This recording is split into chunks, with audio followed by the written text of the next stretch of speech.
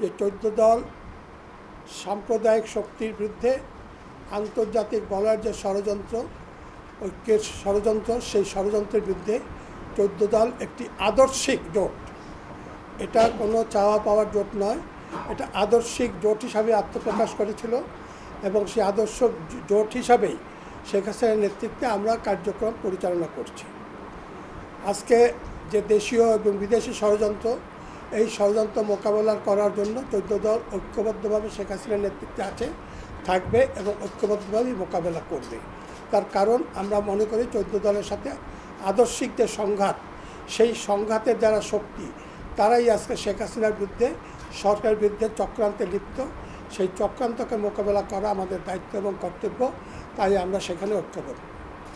এবং এটাকে আরও পরিষ্কার করার জন্য এবং এই বিরোধীদের ভিতরে যেটুকু বিগত নির্বাচন কেন্দ্র করে আঞ্চলিক ভিত্তিতে যেটুকু গোলমাল, সেটুকু নিরসন করার জন্য অতি শীঘ্রই আওয়ামী লীগের নেতৃবৃন্দের সাথে আবার বৈঠক হবে এবং অতি শীঘ্রই আমরা সেগুলো নিরসন করে ঈদের পর থেকে আমরা পজিটিভ কর্মসূচি গ্রহণ করব এবং পজিটিভ কর্মসূচি গ্রহণ করার মধ্যে দিয়ে আমরা এগিয়ে যাব ইনশাল্লাহ, এইটাই আমরা স্থির করেছি।